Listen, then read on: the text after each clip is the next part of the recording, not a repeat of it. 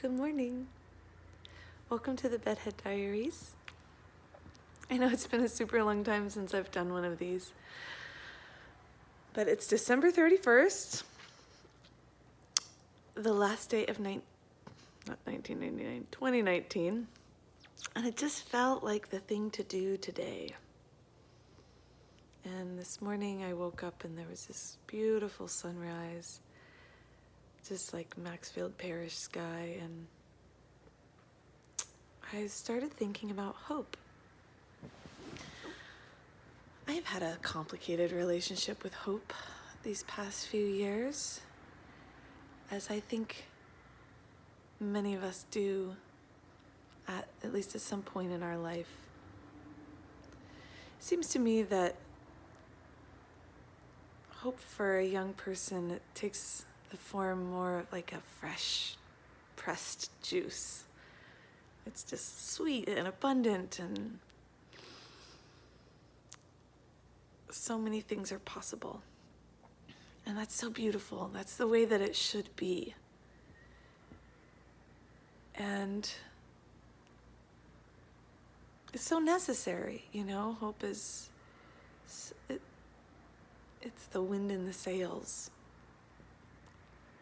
It's what often calls us to action. And and also as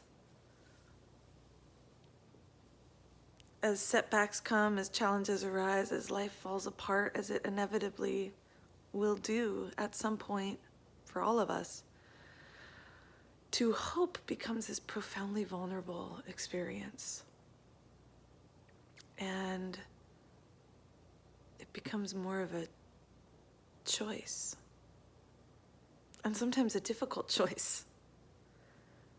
I think I have certainly had moments where it's just felt safer to temper my hopes. And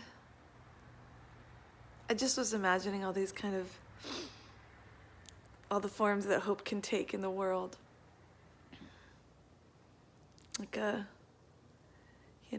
lovingly prepared website that sits in the corner of the internet undisturbed, or a bottle of unopened prenatal vitamins, or a widow that agrees to be set up, or millions of people in the streets fighting for their rights. It can look all kinds of ways. And as it changes,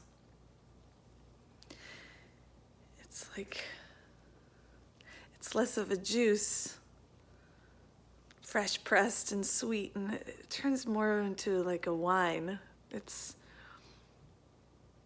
Maybe it gets a little sour for a while, but then it gets so complex and dynamic and takes on this staying power, this longevity that couldn't have been possible with the fresh juice.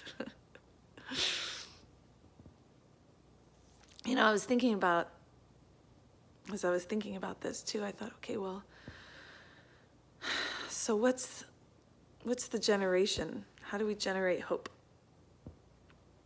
And, in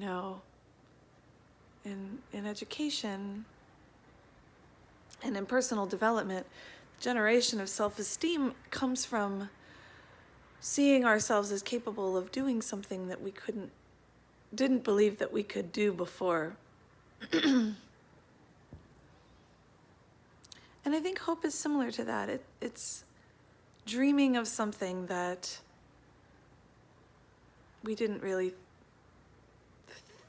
think we had any business to dream about, or to hope for, or to long for.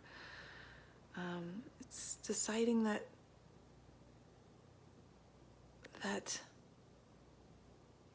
even if it didn't work out, it still could. Overcoming limiting beliefs to really dream the big dream. So I'm certainly going to try to do that this coming year. And I wonder, so the question, I guess, on this last day of the year for you is, what's the dream that you're afraid of a little bit? What feels a little bit vulnerable to hope for?